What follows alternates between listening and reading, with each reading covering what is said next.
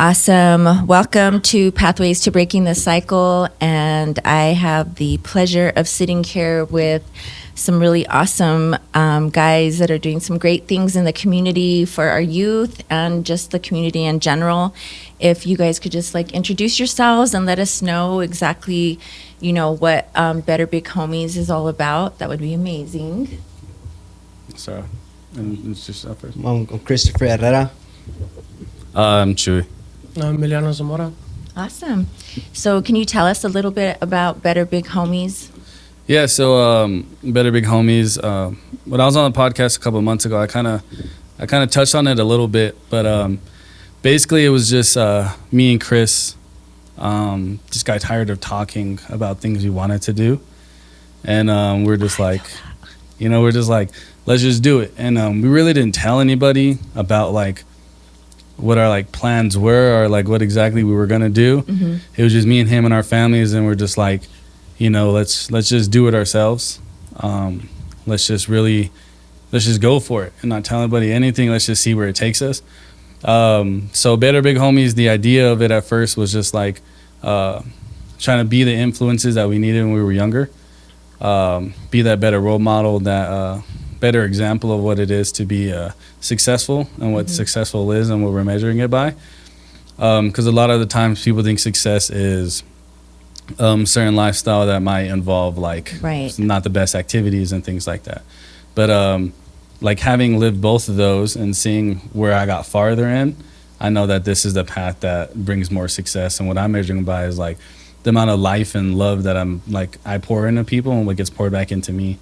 And so, and just letting young people know that they're worthy of that. Right. And so spreading that message, and how we want to do is we've been offered to go in schools already. Oh my God.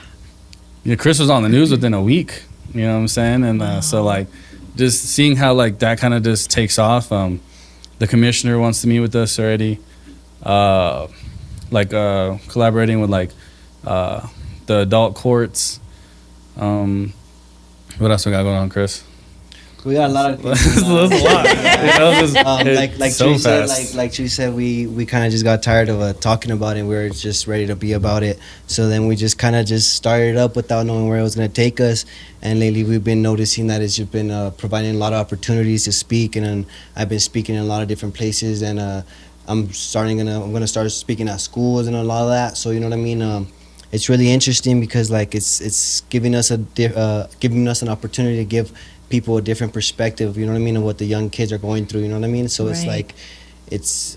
We've been through it, you know what I mean? So it's kind of we've been through all of this, and now we're able to give this message. Now we're able to have this idea that we want to start and be able to help the youth, you know what I mean? Because what the idea is pretty much to help kids stop going through what we went through, you know what I mean? Stop generational curses, right. And stop all that stuff, because that's what's just really going on. And kids are just lost right now, you know what I mean? I feel like we've kind of made it out in a way. We're still in Albuquerque, you know what I mean? We're still in the hood every day, you know what I mean? No matter what, but we have different mentalities and we've grown, you know what I mean? And that's what we're just trying to show the kids, just trying to be that better opportunity that we never had.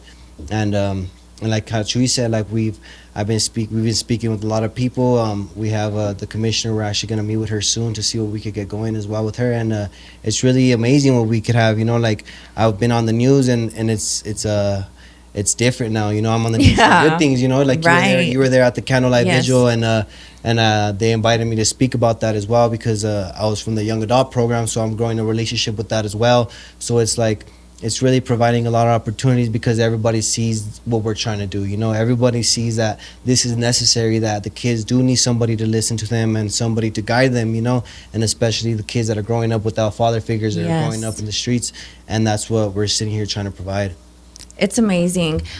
Chris was one of my first people on the first podcast that we recorded, and I remember talking about the sports programs and stuff in schools, and the things that aren't there for children, and why the youth go astray, and I can say that even for my son, who, I was a single mom. My son, at the age of 15, I just started seeing him drift, just going in a different direction. And I mean, I called everybody I could possibly call, right, to try to like get him back into a space where he wasn't out there doing the things that he's, you know, that he got involved in. And unfortunately, I wasn't able to do that. And when I sit here and you know, and I look at you guys and I see the things that you're doing, like it just blesses my heart and it makes me feel like, God, I wish this kind of program was there when my kid, you know. Yeah. But the fact of the matter is that it's being provided now, right? And I, as you know, my son is now in prison. He's doing a 10-year sentence. He probably has 5 years. He's been in there 3 years, August 8th.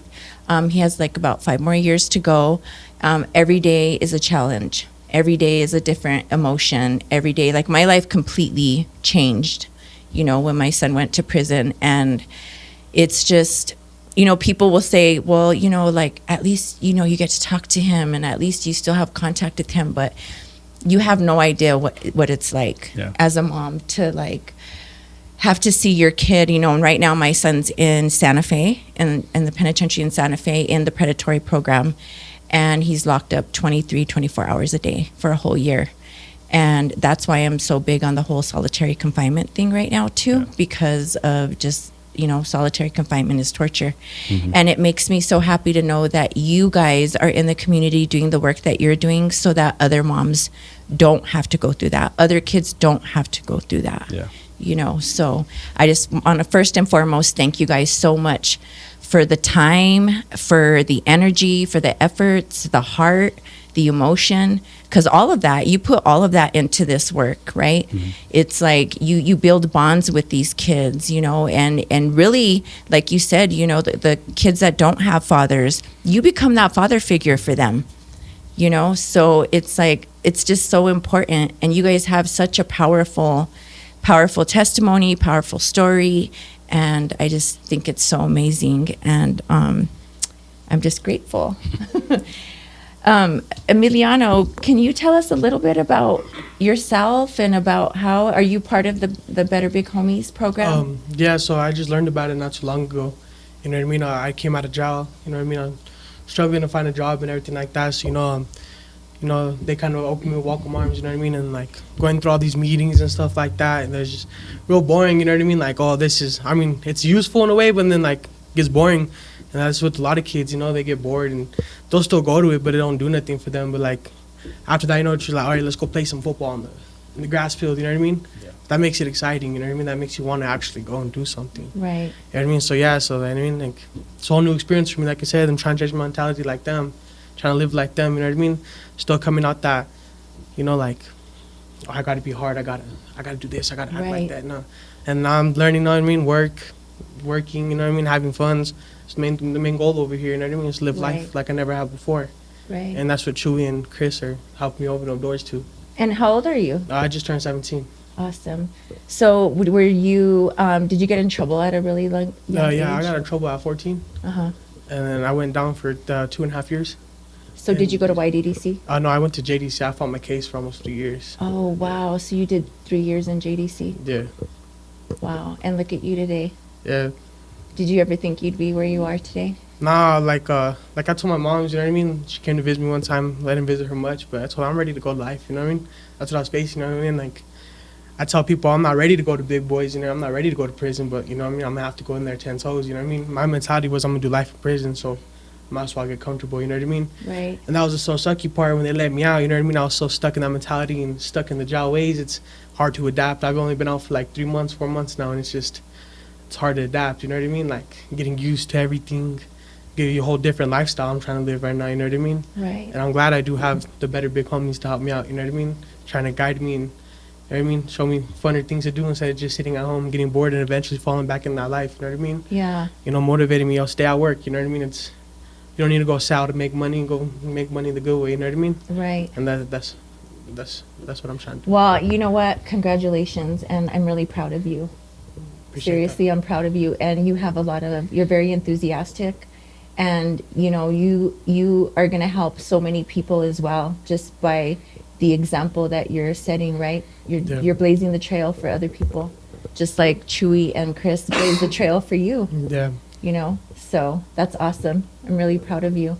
Appreciate that. So with Amelia, like we met through the collaborative, because he's working with Low on their 1,000 Stories project, Yeah. and so that's how we first came in contact with each other. And Milano, I spoke up for him in court. He was actually the first youth I ever spoke up for, which is kind of crazy. That was the first time I ever spoke in front of a judge and things like that. And they ended up, it was good. They ended up not giving him any time or anything like that. He's able to get off probation and paper within 2 years. All you have to do is just GED, and that's it, right? Yeah, they said the GED in a 16-week gun class, and I'll be able to get off probation. Yeah, and then he's good. You know what I'm saying? Yeah. Like, he's cleared and good to go. And the first thing me and Chris noticed about him was his enthusiasm. Yeah, like, he's I love that. Yeah, like, when he walks in the room, the energy he brings, you know what I'm saying? You light up the room. Yeah, and like, even the younger youth, they're attracted to that. Like, they follow that, you know what I'm saying? And so we're like, so we know that he has the attention of the younger group. So, like, we want to make sure that, like, he's on the good path to, like, if they're going to, like, follow with him, that they're going on the good path as well. Right. And so we're like, trying to, like, incubate that to make it like everyone's doing the right thing, you know what I'm saying? Because like, one thing I know for sure, it's not a secret, is that, like, when you're talking to youth and they're in a certain spot, they really don't give a fuck what you have to say. Right. Even to this day, if some people are talking to me, sometimes I really just don't care what they're saying. If my brain is not there, like, they just, like, I don't care, And so one of the biggest things is, like, I don't really want to talk that much. I'm just trying to do stuff. You know what I'm saying? Like, have them see what we're doing. So we're talking about it right now, like, at least having something like once a weekend where we're like, he has a homie that does, like, fishing and has, like, stuff like that. He said he has, like, boats and stuff like that. Yeah, go fishing, teach us how And to so do it's like whatever doing that, like, having to pick up basketball game every weekend, going golfing. We played football. One of the meetings, Chris is, like, grilled and things like that, and we all eat together. And so it's just stuff like that. Like, we're not trying to preach, you know what I'm saying, or, like, tell you anything. We're just gonna show you, Right. you know what I'm Lead saying? by example. Because like, we've heard all the words that can be said, you know what I'm saying, and a lot of times the words didn't work for me. It was like, Right. what am I seeing? You know what I'm saying? Because I heard a lot of people talk, and they're just talking out of their ass, and it was all bullshit. You know what I'm saying? And I'm like, nah, like, I ain't trying to have someone hear me talk and look at me like I'm a liar. Right. You know what I'm saying? So I'm just gonna show them, like, exactly what, like, I would be saying with my actions, and kind of go based off that. And so that's, like, the biggest thing for us. We're trying to just really create a space to where we can all just exist together, where we're not forcing anyone to be a part of it. We're not forcing you to listen to us. We're not trying to tell you what to do. We're just showing you what you can do, Right. and kind of see where it goes from there. Right. Did you want to say something? I have that little cough. I know. I feel you. And most importantly, we're also trying to, like, provide, like, space to where kids could just be kids. You know what I'm saying? Right. Like how he was saying, like, we grow up in this environment where we just have to be hard all the time. Where we have to put this persona and be this, like, this manly person. You know what I mean? And most importantly, we have to remember that they're still young, that they're kids. You know what I mean? That they don't have that place where they could go and feel good. Like, sometimes. Most of them don't feel safe at their home, or they don't feel loved, or whatever. We could provide that just by simply playing a game of basketball, simply playing a game of football. You know what I mean? That just makes them know that we're there for them. You know what I mean? Right. So whenever they are ready to talk, whenever they are ready to come to us or whatever, they know we're there. So it's like, I come from the same mentality as him. Like, I was in the D home as well. So, like, I know how that lifestyle is. Like, I also thought I was just gonna get locked up or get murdered. Like, I feel for him, you know what I mean? I feel how these kids are living, because I've lived it, So, like, I tell Chewy all the time, who else to live this, who else to work in this type of environment, and who else to do this better than us, because we've been through that, We know how they feel. We know how it feels not to be loved. We know how it feels to grow up alone, to not have those older homies to teach us good, you know what I mean? We always had those older homies teaching us how to crash out and how to do bad, but who was there teaching us about credit? Who was there teaching us about little stuff like that, you know what I mean? Teaching us about life simply. Like, we all had to grow up, and then out of nowhere we have bills to pay and all this, and it's like, damn, we didn't have no time to enjoy our childhood, now we're adults. So, like, we're trying to have them enjoy themselves, have them, you know what I mean, feel like they can still, like, they're still that kid, you know what I mean? Because deep down they are, it's like, they don't have to live this crazy lifestyle or making money and all this. It's like, it all comes, you know what I mean? But it's like, right now, like, they have to live their life, and And it's like that's what we're trying to do too, you know, like because it's like a lot of kids right now are growing up way too fast, you know. They're 14, 15 years old thinking they're adults, you know, with Right. guns and stuff like that. Like we're just trying to do the opposite, you know. Like for your 14, 15-year-old, we're gonna, you know what I mean, you're a kid still, like let's go play some basketball, let's go, you know what I mean, let's go do this, let's go do that. We don't have to sit there and be talking about all this crazy stuff or how to do this and do that. Like we're just here to listen, you know. Yeah. Like Yeah. providing that attention, that like undivided attention. Right. Like you're saying, like showing them that we do care about you, and like we don't want to show you that it's fake. So like part of what like starting Better Big Homies is having these ideas and being in charge of what that looks like, because we've had these ideas and we've expressed the ideas to other people, but since we weren't in charge of it, or we weren't the ones in control or necessarily holding the power, we didn't have the opportunity to kind of go ahead and go on with it. Right. And so we're like, well, let's just create our own thing so no one can tell us no. Yeah, exactly. And so it makes things easier, you know, because no one can tell us no. No one can say that that's wrong. What we're doing is wrong. Like we're still young, you know what I'm saying? Right. Chris is 22. I'm only 24. And so, you know, we kind of still have a foot in with the youth. Yeah, And, absolutely. we're not that out of touch. So it's just like we did this so we can lead it ourselves, because Right. we feel like we have the best idea of how to go about it. Right, right. I know in the podcast, the first podcast Chris and I did together, we talked about like Sam Bregman and, you know, all the times that he's gone into schools, to high schools, and I don't know if he's gone into middle schools, but, you know, and he was talking about how, you know, just trying to put that fear into the youth, and we all know sitting at this table that doesn't work, right? So share with us a little bit about what your plan and what you go into the schools and implement and talk about with our youth. So pretty much Wanna go for it? pretty much like I just go and tell my story, you know what I mean? Right. I just go and tell my life story and try to like help them understand that there is a different outcome, you know what I mean? There is a different route. Right. Because like I said, a lot of kids, they just think, like how he said, they just think they're just gonna get locked up, go to prison, or end up dead, you know.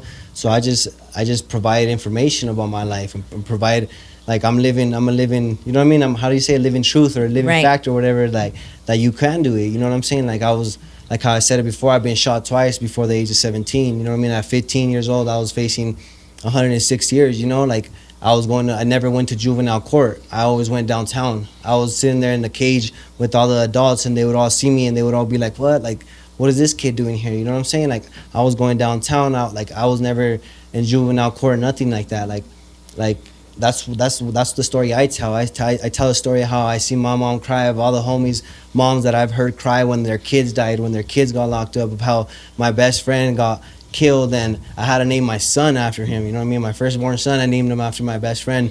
His mother, she didn't take that too well after that, and she overdosed off fentanyl, you know what I'm saying? So it's like it's like a generational curse, you know what I mean? Like this is not the life that they want to live. Right. Like I'm sometimes I even feel bad for being here, you know what I'm saying? Like a lot of good people have been, like, you know what I mean, have been lost. A lot of good lives have fucking went away, you know what I mean? And like it's like I always ask myself, why am I still here? You know what I mean? Like, I've done a lot of fucked up shit, and like, it's like, damn, why am I still here? But now I see the bigger picture, you know? I'm over there speaking. I'm over here looking out for the little homies, because I don't want them to be like me, you know what I mean? Right.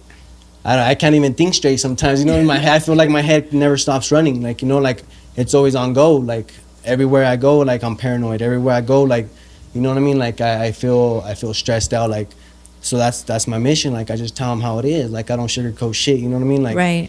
Like, these streets are fucked up, and it's like, if you guys want to live that route, then do it. You know what I mean? But you guys are gonna really, you guys are gonna feel it. You know what I mean? I'm 22 years old. I'm still in the system. You know what I mean? I had to prove myself time after time after time. Keep on proving myself to the court, to the judges, to everybody that I deserve to be free, and I'm still out here like fighting that battle, you know what I'm saying? You can still look up my name on Google and see my mugshots and see everything that I've done, you know what I mean? Like none of that goes away, you know what I'm saying? Like that's what I try to, I don't try to tell them, or I'm just sharing my story, you know what I mean? Like I'm just sharing what I've been through, how the people that I made cry, the people that I've hurt, like that's not like, I don't forget about none of that, you know what I'm saying? Like they don't want that, like especially little homies. Like I was 15 years old thinking that I was gonna do the rest of my life in prison. Like I would go to court and they would tell me like, bro, you're not getting out. Like I was going to adult court. Like I was going downtown. I was 15 years old, and I think about all that lifestyle that I was living, and I'm like,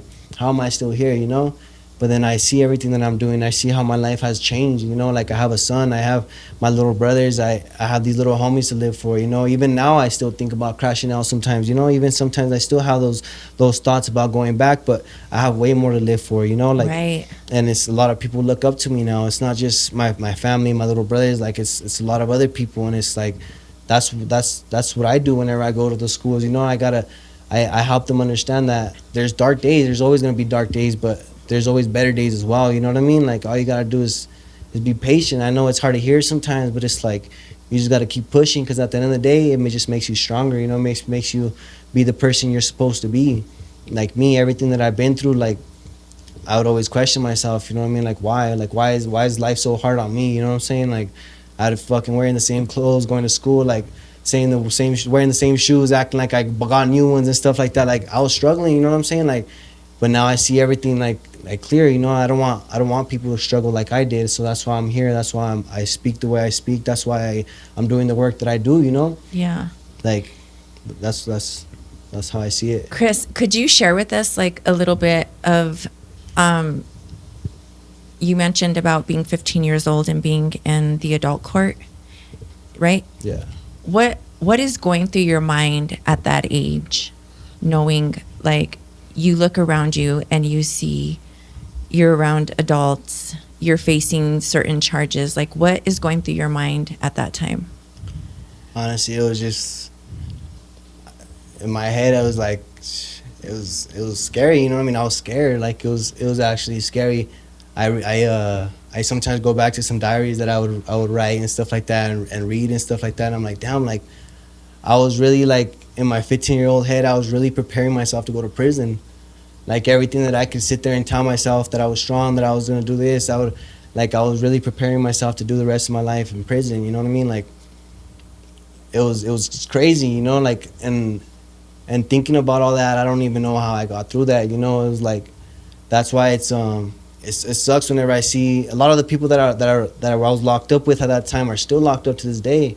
You know what I mean? One of the moms, like that was his son. I was locked up with his son too, and like that homie, he's still locked up to this day. And it's like a lot of those people I grew up with. You know what I mean? And I'm out here living my life now, and they're still locked up. You know, they're still in the same mentality they were before they got locked up, because they were never given an opportunity to change.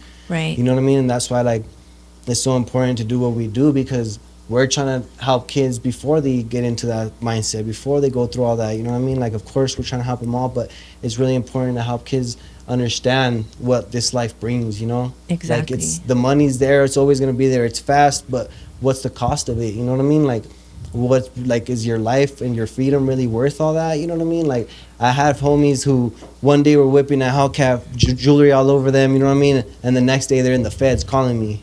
You know what I mean? It's like selling everything they bought with drug money exactly. to get a lawyer. You know what I mean? Yeah. Everything. And it's like they come out 15 years later and they have to start from the start again. Yeah. You know what I mean? And they usually go back because it's harder for them. You know what I mean? Like it's really just it's just giving my what I've been through. You know what I mean? But being a 15-year-old kid thinking like, I don't know, I was thinking a lot.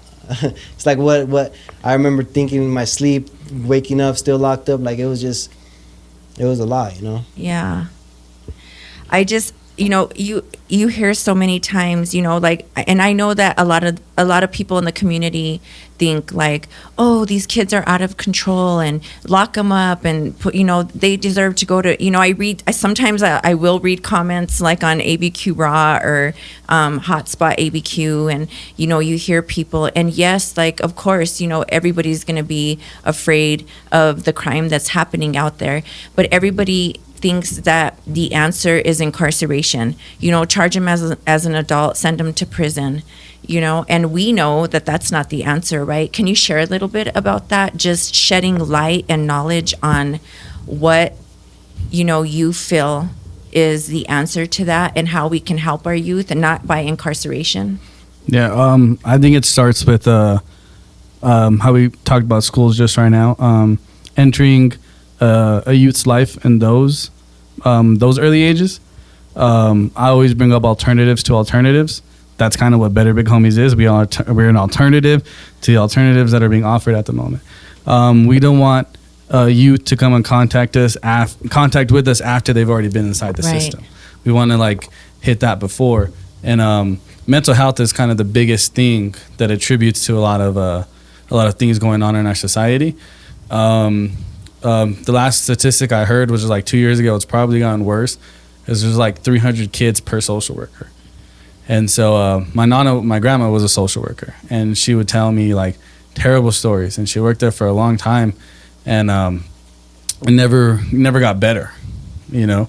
And it's just like these young people grow up in a terrible, unstable home, and somehow society thinks that they're supposed to be successful, that it's up to them still. Right. Like, oh, I made it out, you should too, knowing the circumstances are very different. I don't think jail is necessary. I don't think prison is necessary. For most of the cases, I understand that there's those who rape and murder, and I think that's a different conversation. But most of the time, I do not think that anyone needs to go to jail for things that happen. And I'll go against anyone who wants to have a conversation about it, whether it's the DA, whether it's the sheriff, whether it's Medina, anybody. Right. I'll have that conversation with them. I've asked for conversations before for a couple of years. I mean, maybe it hasn't got on their radar. But no, I don't think it's necessary. I think it's a way to suppress the problem, but not actually solve it. Exactly. And the problem isn't the youth. You know, like, and I know it's a hard conversation to have, because we do want your youth, I believe in accountability. Right. But most of the time, it's really not our fault on why things are the way they are. We didn't create these laws. We didn't bring in the guns. We didn't bring in the drugs. We didn't do anything. We're just existing in the society that was created before we even got here. Mm-hmm. We're doing the best of what we're dealt with, and we're not dealt with anything. And so to continuously put the blame on youth and on just children, and I think that we're constantly dehumanized by media and by law enforcement and by entities like Albuquerque Raw, entities like the police. You know, they don't want anyone to see us as kids, right? And I still believe it's because of racism. You know, it could be like a 13-year-old white girl is kidnapped. Oh my gosh, she's just a little girl. But yeah, a 13-year-old could get charged as an adult for murder if he's brown or black. Right. And so it's like, no, we need to look at him as an adult, but look at this little child, but they're the same age. Their skin color is the only difference that they are. Right. And so I think these narratives and this like yearning to not take responsibility for what they created for us. I just don't believe in it. And I'm going to work in the D home. That's where my new job is I got hired to go work inside the D home, and so that's what I'm going to be doing. Yeah. That's awesome. So what will you be doing in there? I don't know yet. I start on September 22nd. That's when I start like my training and things like that. That is so good. So that's my next my next whatever it's called, endeavor. Yeah. Endeavor. Yeah. That's my next endeavor. And so they need someone like you in there.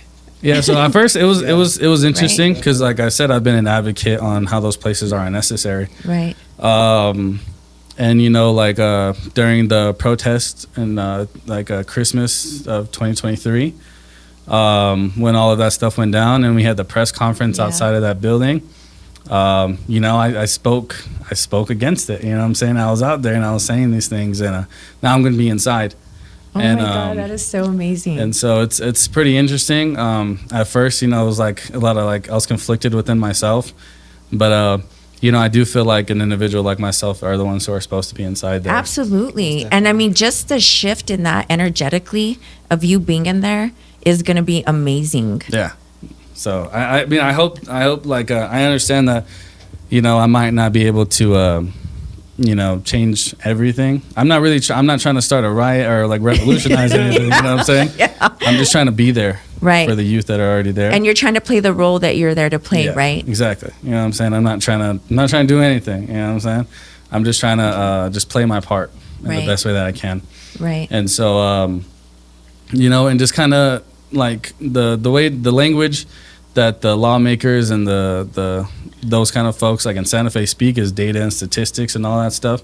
And so it's like creating that Right. to where they understand us in that way, to where they can't deny us anymore.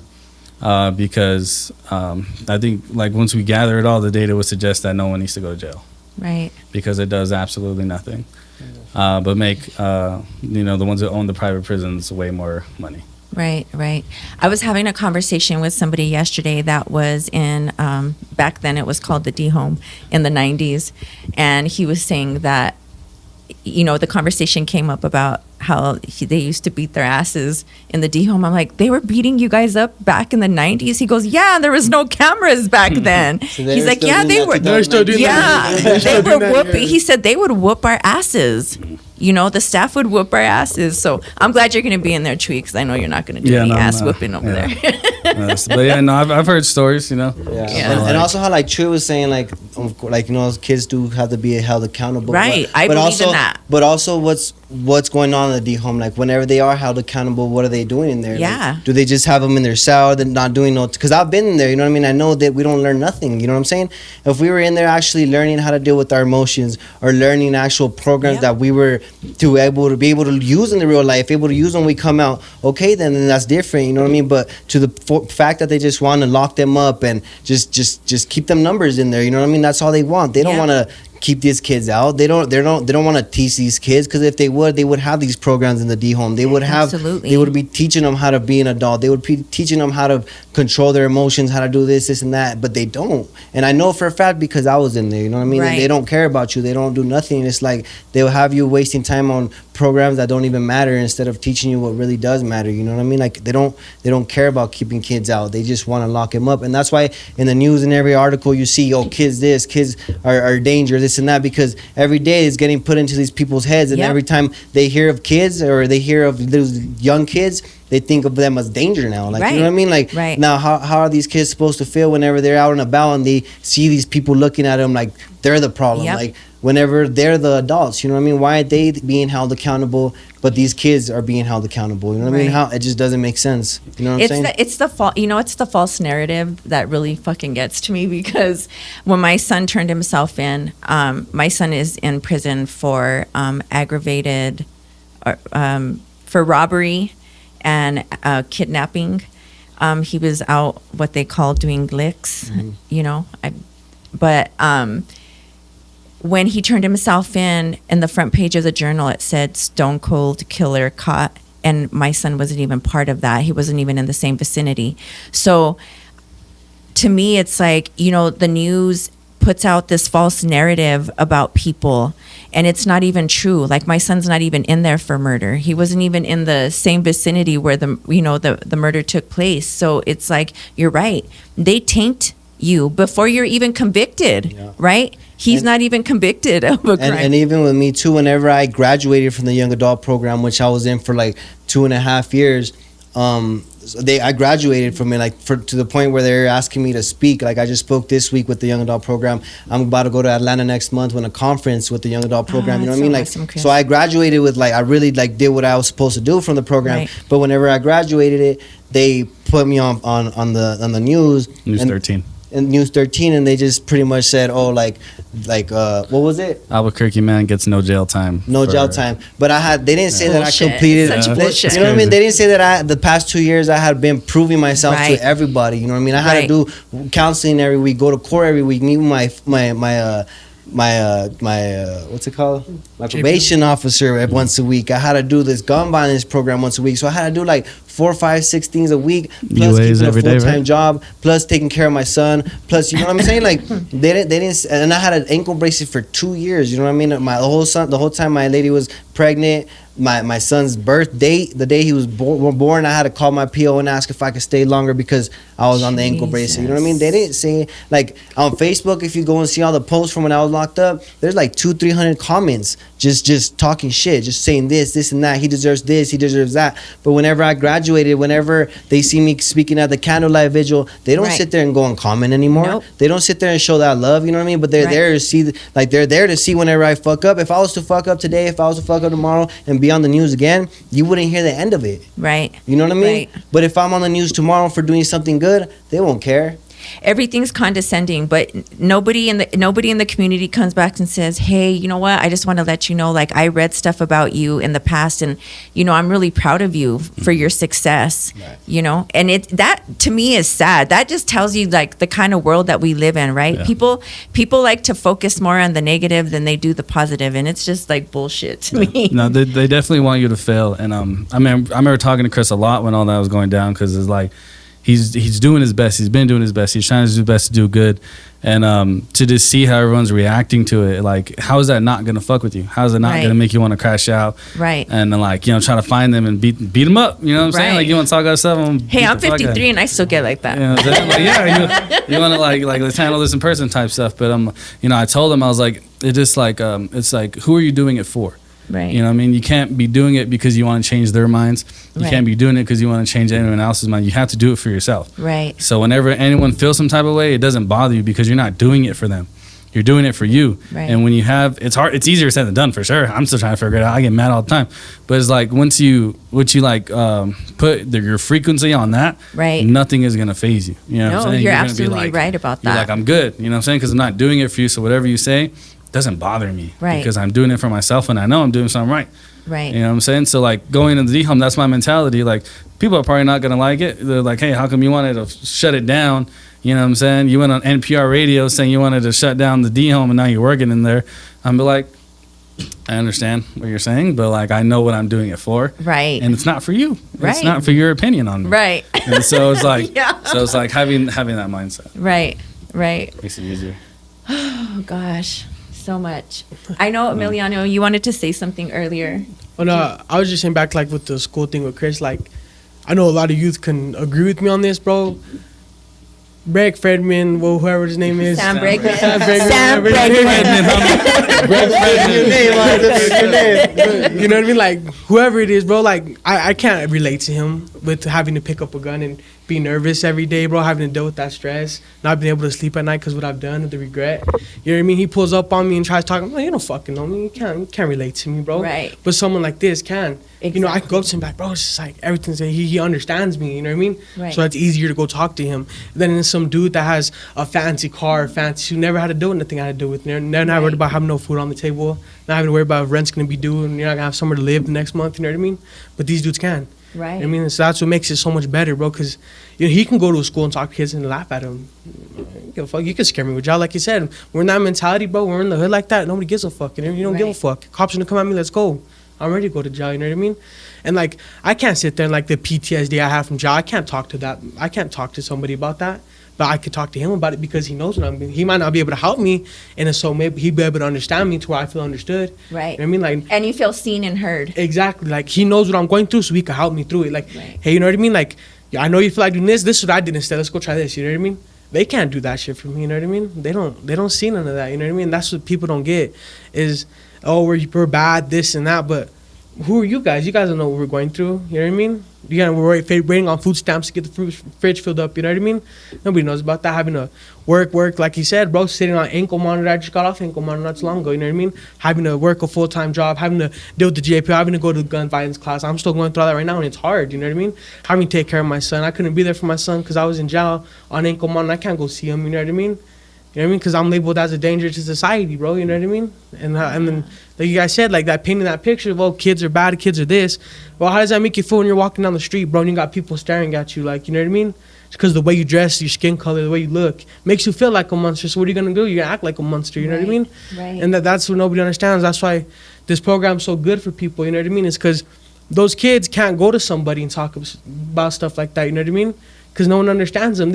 You could say you understand, you feel for them, but you really don't. Right. You know what I mean? I mean, you could feel their pain and somewhat such, but like if I go to Christian now and be like, nah, I've just been stressed, I just want to crash out, bro. You know what I mean? Like all this bullshit, but he understands that. He understands where that's coming from. Right. They don't. All they see is, you know what I mean? Oh, you were in jail and now you're out and now you're working. Right. Okay, whatever, cool. Everyone else does it. but they don't know that struggle of, do I even want to go to work today? Do I want to get out of bed? Do I just want to go sell some dope to make some quick money to buy me some brand new shoes? You know what I mean? No, they don't. They know that how that feeling is, though. You know what I mean? Right. And so they're the ones to say, you know what I mean? That if you stay, it's better. You know what I mean? They're the ones to show me that path, because I understand they went down that path, but they chose good, so they know what they're doing. But then some white dude in a suit in a brand new truck tell me, oh yeah, just go do this and you'll be fine. You don't know, bro. You know what I mean? How you gonna tell me you know and for me to do this when you don't even know what I went through before? Right. But they could guide me through that. Like, we did this before, you know what I mean? This is what we're doing now. Like I said, they're still figuring it out too, you know what I mean? It's not like they have everything down. Yeah, they might fuck up. Like you said, he could end up on the news tomorrow. You never know. I mean, but it's just having that someone to relate to can change a whole kid's life. You know what I mean? Right. Because you know what I mean? We don't have father figures. Or nobody we could talk to. I mean, I learned how to shave from YouTube. You know what I mean? How to talk on YouTube. You know what I mean? That's what it is. That's what it was. And then it just sucks like that, bro. Because when a lot of kids are coming out of jail, bro, and having to deal with JPOs and going back to the same situation. Mom can't make due rent. So what do you feel like you need to do? You feel like you need to go sell some dope, pick up a gun, and like, you know what I mean? I can't talk to nobody about that. Stressing, looking over my shoulder, not knowing if something I did in the past and they can't judge me, I'm gonna die in the middle of the street. And like you said, bro, nobody look at me because of the color of my skin. You know what I mean? A 17-year-old could die in a car crash, and it's, oh yeah, Poor kid. Yeah, poor kid. I didn't cry. Oh, he was an ex-criminal. He probably deserved that shit. You know what I mean? Right. And that's the shitty part about it. Right. You know what I mean? We don't get that love. But they're trying to give us that love so we can learn that. You know what I mean? You know what I mean? Not everyone's perfect. You know what I mean? So that's the great part about it for me. You know what I mean? Is I have someone I can relate to when I'm having those stressful days and I don't even want to do nothing. You know what I mean? You know what I mean? Like, when those opportunities present themselves, like, you know, homies from the hood still come around. You know what I mean? Don't get me wrong. It's hard not to fall back in that temptation. You know what I mean? Like, hey, make a couple thousand real quick. Homie, just come on. Just one time. It's hard not to fall into that. You know what I mean? Yeah, absolutely. It's hard. But then I have someone I can relate to, because I can't go tell that to some cop or something like that, bro. I go tell, yeah, they told me to go do this. Oh, yeah, well, tell me who they are. Get these cops. Like, you know, I can't do that. You know what I mean? But him, I can be, so now you have a choice. Now you can let me know. I did that before and this happened to me. So what do you think's gonna happen to you? Right. And they can't tell me that. They're gonna tell me get in cuffs in the back of the squad cars, take me in for questioning. Yeah. You know what I mean? And that's the shitty part. Right. Is that we don't have nobody to run to. You know what I mean? Like, I think so. I heard this on TikTok, something like that. He's like, who am I gonna run to? Go home to get me? I don't got nobody to run to. You know what I mean? Yeah. I'm gonna go home and get me. You know what I mean? That makes sense. But with them, you know what I mean? Keeping kids out of trouble, because that's the main thing. We're bored. You get bored. That's when you start getting into bullshit. You know what I mean? So having these things to look forward to, having these things to do. Because don't get me wrong, yeah, work, you know what I mean? Do what you gotta do, but then you need a break. Can't fall into that same schedule, same thing every day. Right. And you get tired of it. Right. That's why I love this program, you know what I mean? I love what they're trying to do, you know what I mean? Like, because everyone did hate on it in the meetings, you know what I mean? Like, nah, we gotta keep doing what we're doing. Yeah. Yeah. Can't do things just for fun. If you want the youth's attention, bro, how many kids even pay attention in school? You know what I mean? They don't. I didn't, and you know, that's one thing that my son, I didn't. I ended up at school on wheels, and you know, back then charter schools.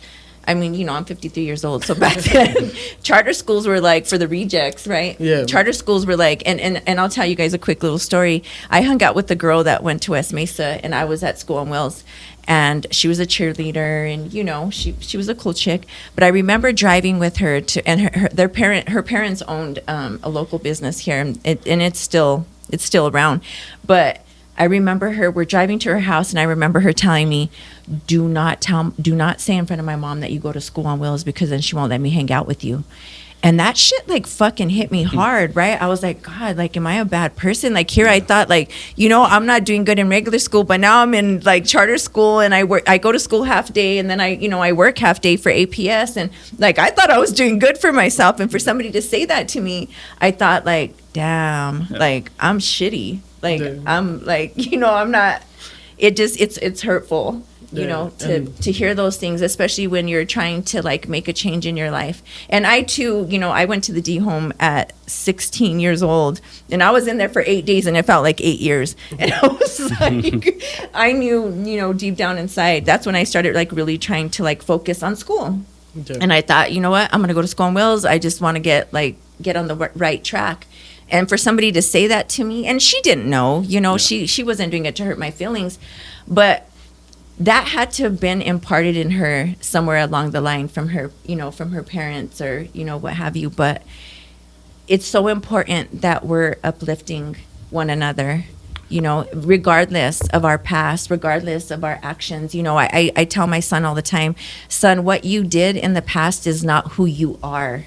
It's just the choices that you made. And, you know, going back to what you said, Chewy, about accountability, I'm a mom who has a son in prison right now, and I 100% believe in that. I 100% that my son had to be accountable for his actions and all the things that he was doing. Do I think that he needs to pay the way he is right now? No, absolutely not. Because that's one thing that I fight for in the adult system is for reform, you know, for rehabilitation. Yeah. I called his unit manager when he ended up in the predatory program in Santa Fe, and I said, okay, can you tell me what kind of programs you guys provide?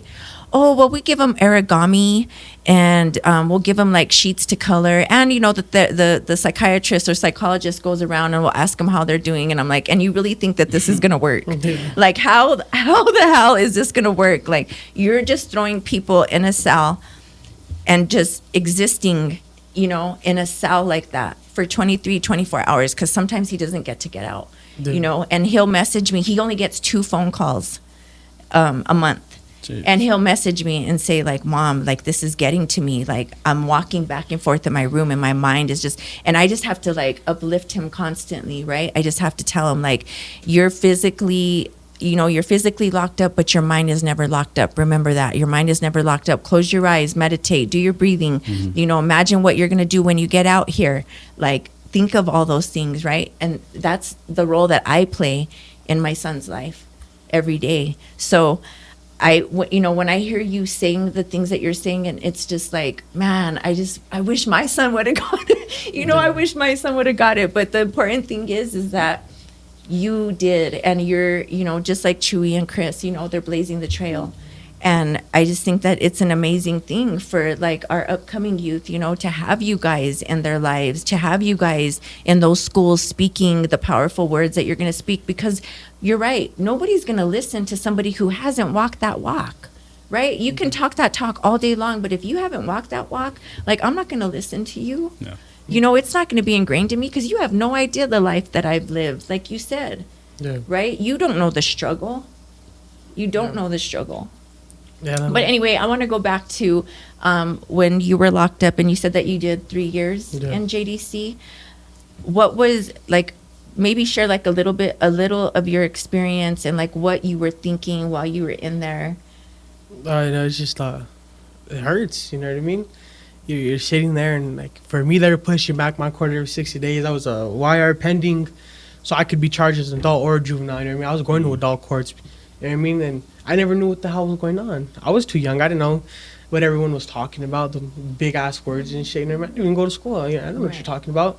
But it's just sitting there, and every day goes by, and it's just like, damn, like I'm never gonna be able to, you know what I mean? See my son again. I'm not gonna be able to live life no more. You know what I mean? This is my life right here, stuck in this cell. Majority of the day we don't get out over there. You know what I mean? It's basically locked down, like how you say, 23 hours, 24. And we don't even have bathrooms in our cells over there. You know what I mean? We gotta ask the staff to go use the bathroom. How shitty is that? They don't let you out. They don't even let you out. You know what I mean? And then like you're just sitting there, bro. Like I said, bro. Like having no one to talk to. You know what I mean? Like, yeah, you have the other kids in there, but then like they're all depressed too and all pissed off too. You know what I mean? It's not good. It's not a good environment. You know what I mean? I can talk about, you know what I mean? Like how he said, well, I watched my friend die right in front of me. Someone I grew up in the foster care my whole life got shot right in front of me. I can't talk to nobody about that. And it just sucks. They throw you in a cell and you're just trapped in your thoughts. You know what I mean? Like you're just locked in that room, bro. 4 walls. You're looking at white all day and your mind just racing. Yeah. You know what I mean? Like, and then like going to court, bro, it is scary. You know what I mean? Not knowing, you know what I mean? Like, maybe I'll get out, and there's no chance of it, you know what I mean? You're just sitting there waiting. The thing you look forward to is breakfast, lunch, and dinner. You know what I mean? That's the only thing you look forward to in there. And they don't even feed you enough. And nothing else, yeah. Sometimes they skip meals, you know what I mean? For the staff, it's cool for them to be sitting there eating big-ass burgers in front of you and shit. Sitting there in the window. We shared that before. Yeah, bro, this shit sucks. You're eating a dry-ass sandwich and shit. I mean, yeah, the food wasn't too bad, bro, but you know what I mean? And that's the shitty part. Like, and then when that riot happened, I was a part of it. You know what I mean? And it sucked, bro. No clean blankets for 3 months. No showers for a week. You know what I mean? None of that, bro. You know what I mean? And what do you expect kids to do when they're, you know what I mean? That's the society picture paints. You know what I mean? Right. I live in a certain area, so I'm looked at a certain way. You know what I mean? Because I don't live up there in the riches, I'm looked at as a bad person. You know what I mean? Right. And that just sucks. I could be living in the rich right now, and just because of the way I look, I can go walk to the war zone and probably get stopped by a cop. What are you doing around here? You know what I mean? Yeah. That's what sucks. You know what I mean? Your job just sucks, bro, because you're like sitting there like, oh, when I get out, I'm gonna do this, I'm gonna do this, I'm gonna do this. You know what I mean? You're sitting there like, I'm gonna have a better life, I'm gonna get a job right away, but no one taught you how to do it. So you get out, you're like, what the fuck do I do? What job application? The fuck is this shit? You know what I mean? Right. I don't know none of this shit. And I mean, like my first couple job applications, I don't know what the hell I was doing. I put down my name, whatever I could fill out, and I couldn't do anything else. You know what I mean? I gave it to them like that. And that just sucks, cause especially when you come on a job with those charges, bro. You know what I mean? Like, people know, you know what I mean? Even if you don't tell them, they know. Just because this is the way the kids look now. The kids are dangerous, so you go to Taco Bell, whatever, try to get hired. They're not even going to get back to you. Right. I mean, online applications I put, paper applications, they don't even get back to me. I stood out there for almost 4 weeks looking for a job until 1,000 Stories finally offered me one, you know what I mean? But then that's how kids fall back in. Is like you want to do all those things in jail. You're like looking forward to like, okay, if I do get out, I'm gonna change my whole life around. I'm not gonna hang around the same. But then that's what you have to go back to because that's all you have. Right. They don't teach you none of that in there. Right. No, they don't do jack shit in there. You don't even get to go to school in there. I probably had like a good solid week of school my whole like 2.5 years in there. Wow. Because it's only 30-minute classes and there's only like 4 classes and you don't even get to go to them because one unit fucks up, everyone's down for the day. Yeah. You know what I mean? One little response call, one kid don't want us to care, there goes your education for the week. You know what I mean? And that shit sucks. And then like holidays, bro, like visits get canceled over the dumbest things. I'm not let out my cell to make a phone call because there's not enough staff in the facility. So I got to stay away from my family for a week or two because there's not enough staff. You know what I mean? And that's the most important thing is the family unit. Yeah, because you're in that cell, you do go crazy. You know what I mean? Especially up there in intake, man. There ain't shit in there. And I did a lot of time in there because, you know, you get into a fight, you can't be controlled in the unit. You put an intake, which is basically solitary confinement. Right. You got a blind over your window and there's nothing in there. There's no other kids to talk to. You're just sitting in there. There's no toilet, no nothing. And their staff don't even pay attention to you in there. Because you're up there in the front, so everyone's always in the back, and they're over there watching TV. Like, hey, I need the bathroom. I don't give a fuck. Having to piss in cups and shit. That shit's That's not a what way I to treat a heard. kid, Yeah, bro. You know that's what I mean? I heard. Yeah. I had homies had to shit in their blankets. You know what I mean? Because they don't lay out to get to the bathroom. You know that just sucks, bro. Because even a couple months in there, I've seen it turn kids. Because what sucks, bro, is you go in there, and for a little fuck up. You know what I mean? Like. Having fun. I mean, you probably weren't doing the right shit. It doesn't mean you need to go do 7 years for it.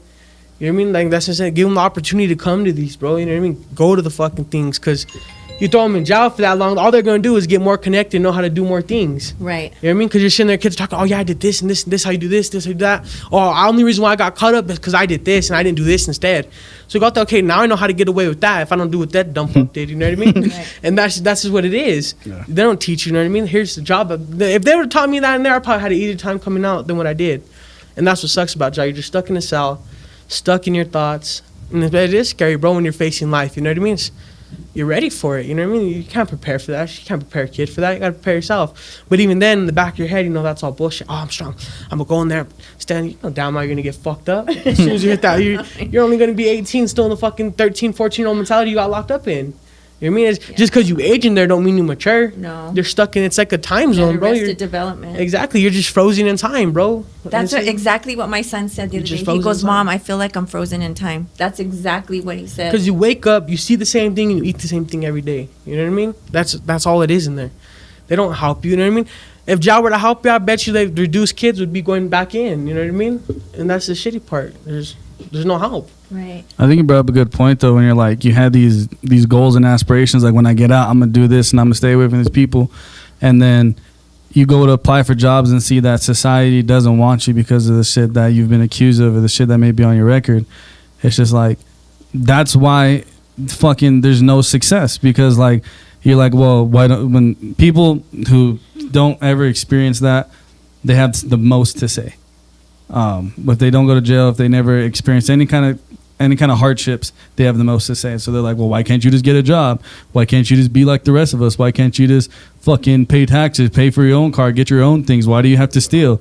It's because no one gave me that opportunity. Right. You guys didn't fucking want me to be a part of your society because you think I'm a danger to it. You know, I had goals, I had dreams, I wanted to do something good, but you told me I didn't deserve it. And so it's just like, that's just an interesting perspective, and like how you brought that up, because it's just like it makes sense now. Yeah. You know what I'm saying? It makes sense why there's less successes, because nobody wants to help out, but they all have something to say. Right.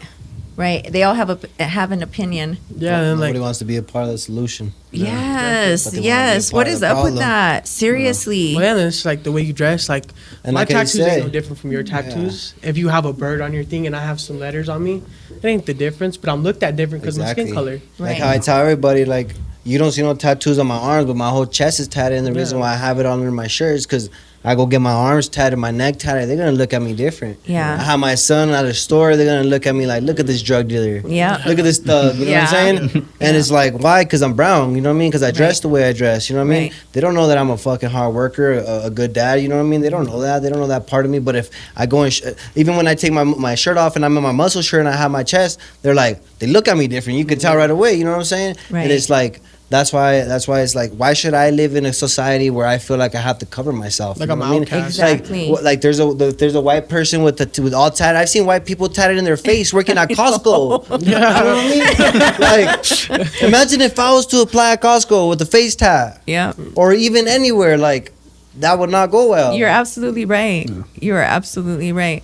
Yeah. I got the 3 dots on my wrist right here, and Well, no, it sucks going in the stores too. Like, there's already so many long sleeves because sometimes I just don't want to deal with that shit getting looked at. Like, even like every time I go to Walmart, I get followed around by the fucking secret shoppers. You know what I mean? The other day I was messing around with them, I started following them back, and they didn't like that. You know what I mean?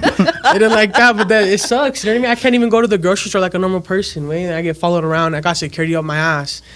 And the fucked up part is that we have to sit here and talk about it amongst each other and laugh about it. You I know what I'm saying? know, Even I though deep know. down it fucking hurts. It you know? does 'Cause it's hurt. Like, they're looking at Yeah. us different. Like why should I go to a place and feel harassed like that? You know what I'm Right. saying? And they still have the audacity to ask us, well, why can't you just be normal? Why can't you just do this? Why can't you just do that? Like, you guys are looking at us like monsters. You know what I mean? You guys want us to behave like monsters, and then you guys get mad whenever we do it. You know, it's like, right. And they Well, give- expect us to give a fuck. yeah. You know what I'm saying? You expect me to give a fuck about you when this is how you treat me? Right. And you wonder Right. why I'm crashing out doing the things that I'm doing because you've shown me you don't care Right. about me or anything that I'm doing. So why am I going to give a fuck about if I'm causing any harm to you? And that's exactly why the kids are doing what they're doing nowadays. That's exactly what they're feeling. You know Yep. what I'm saying? Why should they be feeling bad about stealing a car? Why should they feel bad about having a gun if you know what I mean? Nobody gives a fuck about them. They're growing up by themselves. Most of these kids their parents are drug addicts. Their parents are locked up.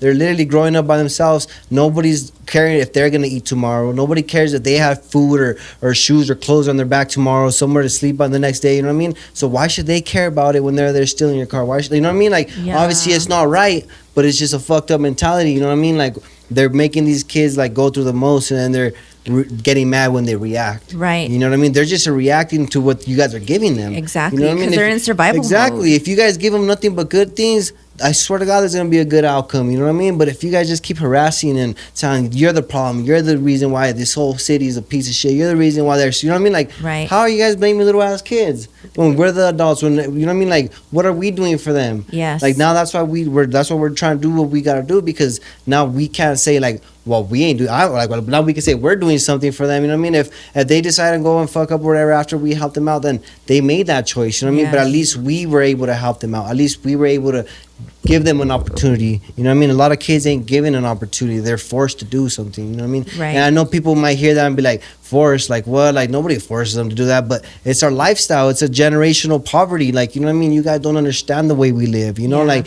you guys don't understand our mentality. We grew up looking like trying to hustle, from little kids, from elementary school, we wanted to be ballers. We wanted to make money. We wanted to have our mom living good. You know what I mean? That's every day that's in our mentality. You know what I'm saying? But some kids get caught up in the drugs and all that shit, and that's the way they think they're gonna do that. You know what I'm saying? Right. Instead of going and getting a trade or learning a trade or going to school and learning something. You know what I mean? They don't know anybody around them that does that. So why should they? You know? Right.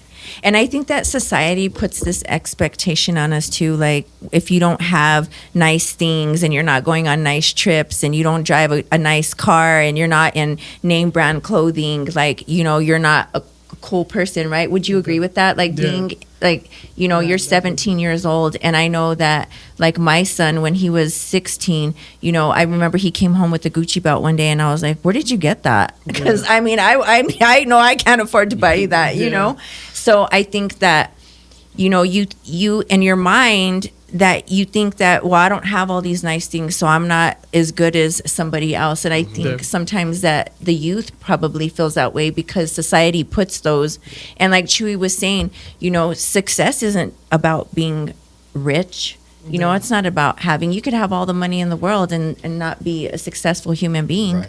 you know? And for me, that's the way I feel. Like, I've worked my ass off to get, you know, to buy my own home. I just bought my own home 7 years ago, you know, and I worked 2 jobs for many years to get that. And then I finally got to open my own business with my income tax return, and I built it up.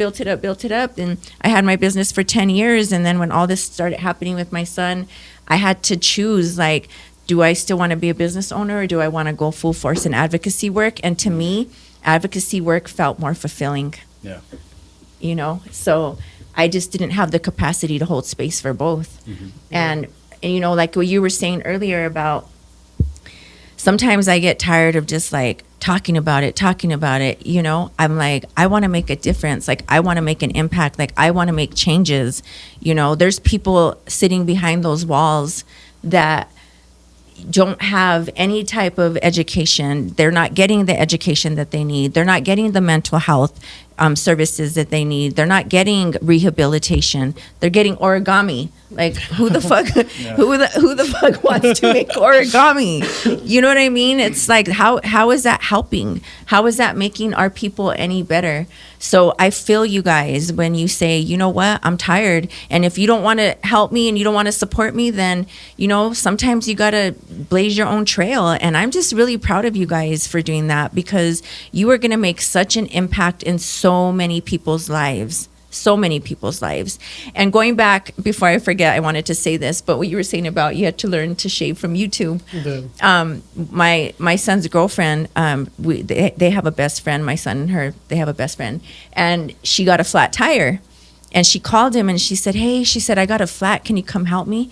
And he didn't have a dad to show him that, and he's like, I don't know how to change a tire. Like, and he felt so bad. She said for days he felt so bad because he was like, I never even been like taught how to change a fucking tire, you know? And that just broke my heart, because I think like people have no clue what it's like for these kids out there. You know, a simple thing of not knowing how to change a tire can make somebody think like, I'm no good at doing these types of things, but I'm good at being bad. You know, I'm good at being out there with the homies. And it's like, all the people, I always think all the people that are on social media, on Facebook, you know, talking all this shit about how fucked up our community is, how fucked up Albuquerque is, and how messed up all these youth are. Like, why aren't you out there making a difference? Why aren't you out there joining Big Brother, Big Sister? Now, Better Big Homies. Like, why aren't you out there, you know, helping our kids out? Instead, you're just on here being a keyboard warrior, you know? So, I mean, I think that what you guys are doing is so important for our community and for our youth, and just, you know, letting people know, you know, that there's help. That there's help out there, and that you are somebody, and that you do have a bright future. You don't have to just go do, you know, crazy shit to get where you want to go, you know? Like, that's awesome that, you know, you haven't given up. You see, you got to keep your eyes on the prize. Yeah. For sure. For sure. Yeah.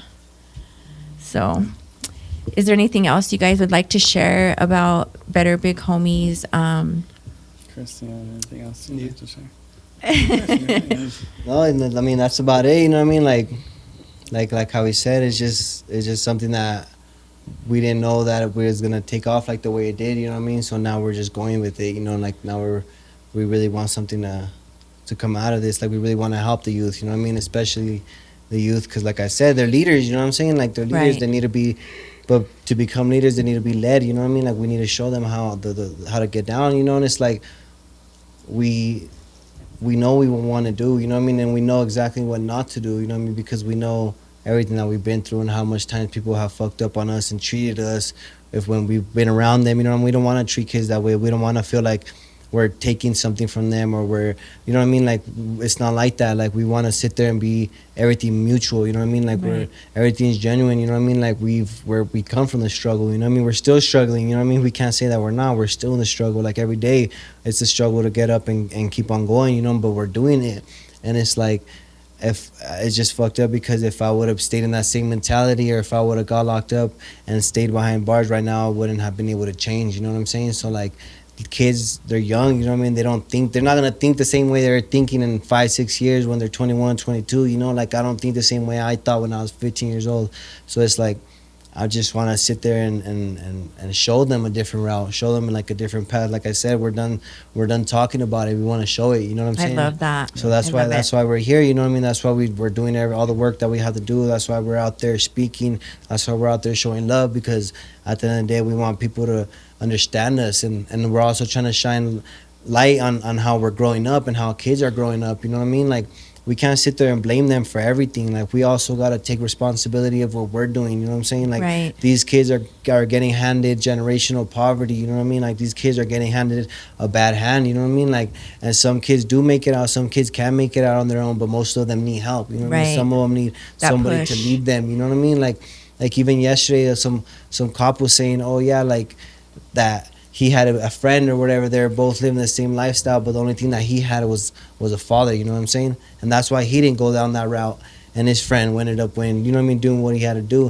And that's why I feel like goes on with a lot of these kids. They don't have nobody to show them how to handle their emotions. You know what I mean? They're either sad or they're depressed, and they come off mad. They want to be angry. They want to attack people. They want to, you know what I mean, go off.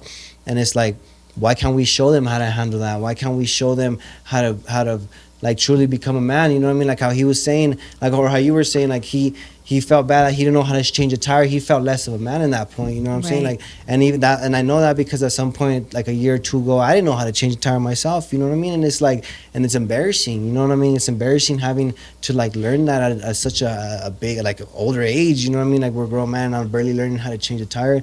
Like it's like. But then I felt like a man whenever I had that gun, or whenever I was doing all this and that, you know what I'm saying? So if we are able to just teach these kids how to, you know what I mean, do these things, so they don't get embarrassed, so they don't feel like they can't do it, so they don't feel like, oh, I can't do that, that's out of my, I don't have nobody to teach them. Like, like we want to be those people to be able to help these kids out, you know what I'm saying? And we're not sitting here just bullshitting, talking out of our asses. Like, we're really putting in the work. We really want to sit there and see a difference, you know what I mean? We're tired of people, like, pointing the finger at our little homies, you know what I'm saying? Pointing the finger at us, like acting like we're the issue, acting like we're the problem. Like, we're just reacting to what you guys are saying, you know what I mean? Like, we're showing you that we could really do what we got to do, but it's time to help the kids and show them that the same way they could do this and do that, they could be successful, they could make it out, they could, you know what I mean, be that father figure that they never had. You know what I mean? Even if they don't have kids, to their little homies, like him, like he's a leader, you know what I mean? We told him that earlier, like, whenever we have our meetings, all the little homies follow you. All the little homies look up to you. You know what I'm saying? Like, you're a natural leader. So now let's help you lead. Let's teach you how to lead. Let's teach you how to become this man that you want to become. You know what I mean? Like, that's what we're here to do. Yeah, and with that too, like, we're real big on like ownership of our stories. And so his story is his story. That's not better big, like that's him. You know, and he owns that. That's his power. That's his truth. We're not trying to take advantage of that. We don't want to profit off that. That's all him. So whenever if he goes and does something for that, speaking his side, we don't want anything from that, because we don't take that shine. You know what I mean? That's his shine. Because we've experienced that. You know what I'm saying? We've gone places and fucking cried our eyes out about our story, and we don't even own it. You know what I mean? Like, we don't anything that was given because of the pain that we've gone through. We don't have it. We don't have nothing to say for it. And we've experienced that, so we don't want to do that to no one else. And that's kind of why we started our own thing, so no one can take credit for, like, they're profiting off our traumas. You know what I mean? Like, that's a lot of this stuff is like, it's called like poverty pimping. You know what I mean? And poverty pimping. I'm gonna remember that. So we're not trying to do that to no one. So like, Chris's story is his stuff. You know what I'm saying? Anything he does on his accord, that's all him. Anything I do on my stuff, that's all me. Anything he does, it's all me. But we're all working together. You know what I'm saying? But everyone owns their own stuff. No one's trying to take anything from anyone, you know what I'm saying? And we're not trying to tokenize. do anything. We're trying to put people on so they can go be successful and do whatever they got to do. Right. You know what I mean? We're not trying to take anything from anybody. And that's pretty much what we're trying to do. Like you said, we're trying to put them on. You know what I'm saying? Like, Yeah. like how homies have that slang out there in the streets of putting little homies on to sell dope and this and that. We're trying to put little homies on knowledge. You know what I mean? We're trying to put them on how to do things. You know what I'm saying? Like, we're not like we're the whole opposite of what these streets are trying to do. You know what I mean? We're trying to uplift our youngins. We're not trying to bring them down. You know what I mean? Oh, I love that. Yeah, we're not gatekeeping. We're not gatekeeping. We're not trying to gatekeep no knowledge. You know what I'm saying? Right. Like, mine and Chris's relationship, like first starting, is like him not really knowing about like, the advocacy and the talking and things like that, and him asking a lot of questions. And I would just kind of tell him a bunch of stuff. And now, like you said, he's going to Atlanta. He has opportunities to go to like Tennessee So and go awesome. talk everywhere. And that's because I wasn't trying to be a hater and trying to be like, no, I don't want to tell you anything. I'm not trying to have you do good I know. shit. What the hell You is know what that I'm all saying? about? That's so weird. And to it me. happens a lot. And that's why I know. that's why we're here doing this Right. together. You know what I'm saying? Because Yeah.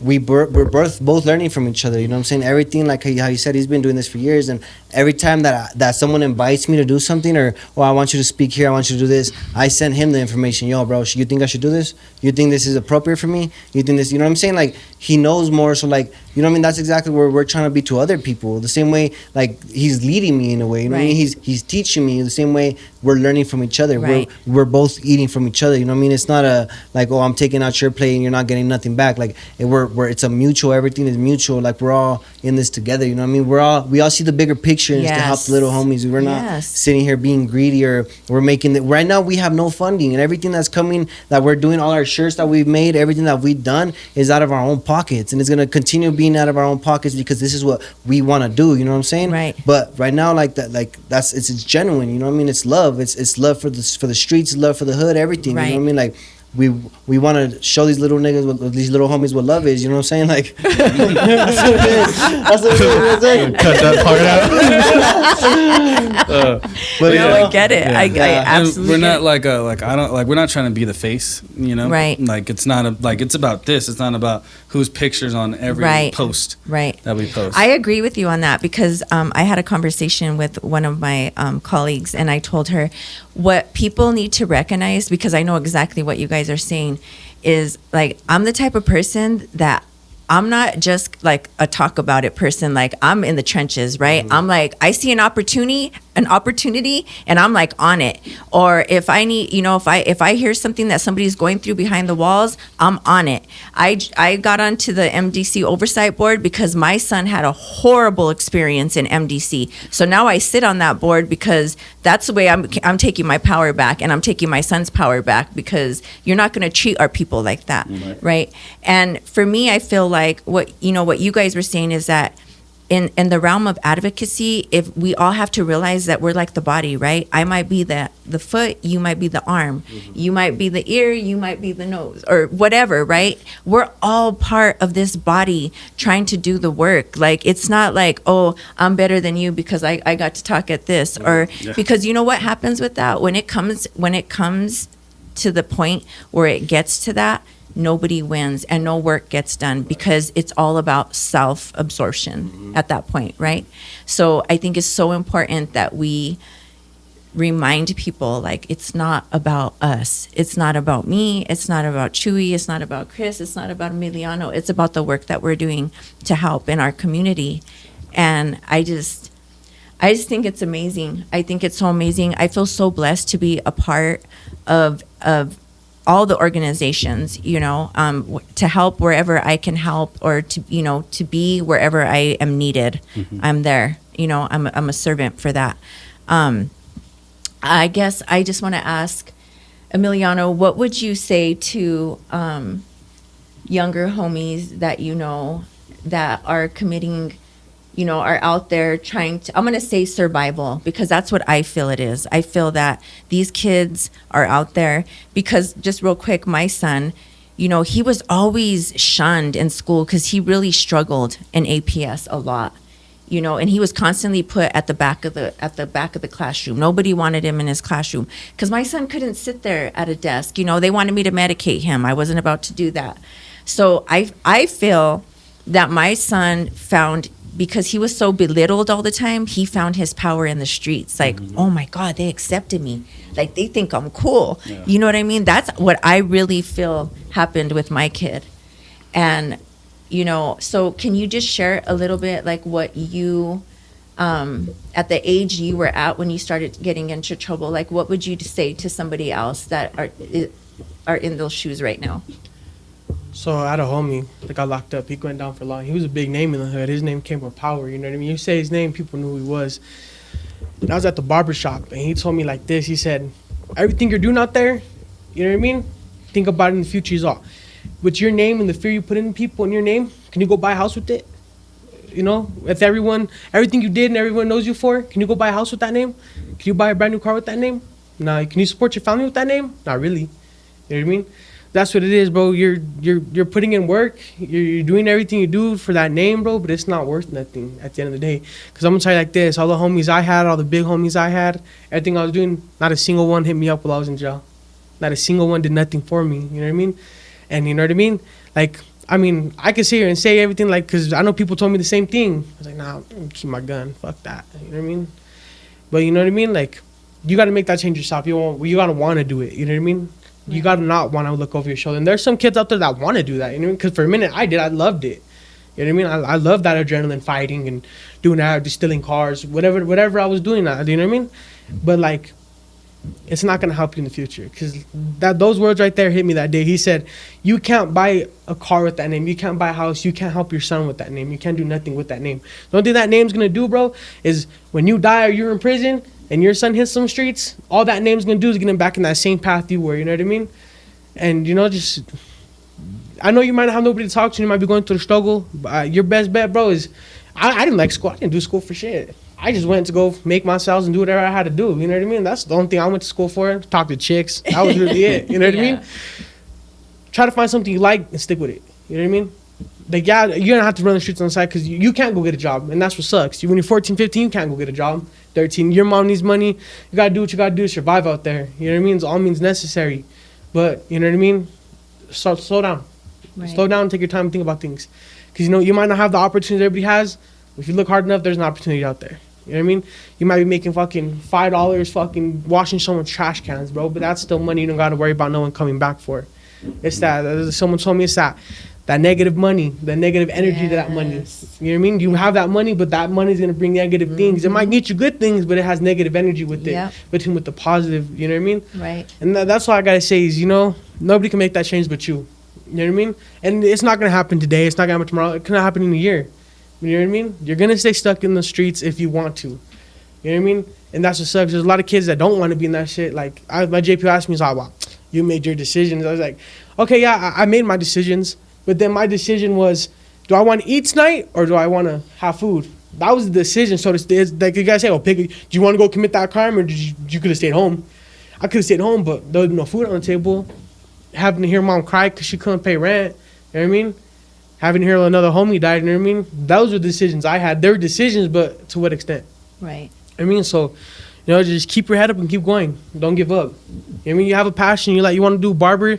Start looking into it. You know what I mean? It don't take much to put a little energy in. Right. I mean, you're not going to get out the hood right away. Nobody does. I bet you there's people that are saying the same things us and now and do the same things. They're like 88 years old, still trying to get out the hood. Yeah. You know what I mean? They're still in the hood. Yeah. But are they acting like the hood? You know what I mean? Right. Are they out there doing those things? No, but they still have their reputation. You know what I mean? They're still noticed for what they did, but now look what they're doing. You know what I mean? That's what I'm saying. That's all I got to say is, you want to do good, you got to make that change. If you want to stay in the hood forever, well, by all means, do what you got to do, you know what I mean? Right. But just know, like, where they said, where that ends up. Right. The dad homie, you in jail, your mom crying, you know what I mean? Ain't no girlfriend going to hold it down. You know what I mean? Hell no. Hell no. You know what I mean? That's all I got to say. Yeah. You know what I mean? Just keep your head up and find something you like. I really commend you. I really do. And I'm so proud of you. And I say that from a mom's heart. I'm really proud of you. I see success written all over you. I really do. And I know that you're going to make a huge impact in our community. And I want to thank you as a community member for your work and just for your tenacity and for your drive and just, you got it. You know, you got it in the palm of your hand. Keep your eyes on the prize and don't look back. Appreciate that. Just don't look back. It's awesome. I just wanted to say real quick too is that I know you mentioned that like doors are opening for you guys as far as like for the like to talk to the commissioner and like doors at APS and stuff like that. But when you were saying all that, I thought to myself, like, why can't we find programs or people that, you know, that would donate like Lobo basketball tickets to you guys, season Lobo basketball tickets to you guys for the season, and you can take like people, you know what I mean, like the kids, some of the kids, like it's those types of things, and I'm going to keep my ear and eye open, and I'm going to look into all that for you guys too. I appreciate you. Seriously, I am, because I was my wheels were spinning when you guys were saying that. I'm like, okay, I need to like jump in and help and be a little, you know, a better, bigger homie too. I appreciate that for sure. Well, and then we also want to appreciate you as well. You know what I mean? You've been really supportive of everything, and then like even with the candlelight vigil, you were there. You brought some light onto that as well. You know what I mean? You showed love, and we really want to appreciate that, because without you giving us this platform, without you being there to support us, you know what I mean, a lot of this wouldn't be possible. Well, thank you, Chris. It's an honor. Honestly, it's an honor to hold space with you guys. It really is. And I just want to thank you guys for everything that you guys do. And, you know, that's coming from a mom who has been in the struggle, a mom who used to go out in the middle of the night in the streets with the hammer looking for her kid, because that's what I would do. I didn't have a gun. But I would go out, I'd have a hammer, and I'm like, I don't care who, I'm going to hit whoever I have to hit to save my kid, right? Yeah. But, you know, I just think that it's amazing. And I also want to say before we close, can you just share like where parents, or like maybe somebody who's listening to this podcast, a youth, you know, how can they get in touch with you guys? Instagram. Okay. Instagram right now. We're not the best at social media, like be fully transparent, because it's just like the work is just in real life. Right. You know what I'm saying? So Right. it's hard to go on my phone and kind of put my energy into that, because so much is happening right in front of us so fast. Right. But you know, eventually we hope to have a website. It's just hard because it's just us. Right. You know what I mean? It's us doing it, and it's all word to mouth. All of it's like relations that we have with our homies and our mentors that are putting us on and putting us in the places that we need to be in and things like that. So it's like Right. a lot of it's just because someone has seen us, walked up to us, and we chopped it up with them and made that kind of connection. But right now we do have like an established Instagram, Better Big Homies. So that'd be the main point of contact. Okay. At this moment. Awesome. Well, you guys can count on me if we're ever at events. I will take pictures and make sure that I send them to you guys, Cool, because no, I I know appreciate that's that, for sure. hard to do too. Yeah. But I just think it's amazing. And also just like anywhere that I can help you guys, please reach out to me. Don't hesitate, because I'd love to be a part and, you know, just help out wherever I'm needed. Seriously, that would be awesome. I'd be honored. No, we appreciate you. And for sure. even, you know, looking into like what you were just saying about, you know, websites, like, you know, my head, I know, because I had a shop, so I had a lot of web designers, right? So like I can even look into that for you guys too, and see if we could get something rolling for you guys for, you know, a website and Yeah, stuff. that'd be sick. So- Let us know, because we don't know where to start. Yeah. like I said, we just started, and everyone loved the idea, and we But loved that's the the idea. thing, You know what you I'm saying? started, Like, and you know what, Chris? Let me say something to you guys real quick. When I was asked by one of my friends, she said we should open a shop, because she was a makeup artist. She said we should open a shop because you love fashion and I do makeup, and we could have like a collective. And I was like, I'm impulsive, so I'm like, yeah, let's do it. And then I went home that night and I was like, what the fuck did I just sign up for? Like, I can't do that shit. Like, I don't even have money to do that, you know? So to me, I always say, you have the vision. I always tell girls, because they'll reach out to me and say, Kim, you opened your own shop. Like, how did you do it? I said, girl, you don't put your toe in the water. You just fucking jump in. Yeah. You jump in, and everything else will just roll for you. Yeah. And I really, truly believe that you guys, like, this is just the beginning. Like, you haven't even began to see what this is going to turn into. It's going to be amazing for so many youth, for our community, and for moms like me, you know? So I just keep going. Keep your eyes on the prize, too. Just keep your eyes on the prize, you know? Don't look, just keep your eyes on the path that you're on, and everything else, all the other, you know, the doors will open up for you guys. I have no doubt. I have no doubt at all. Thank you. So thank you guys for being here. Thank you.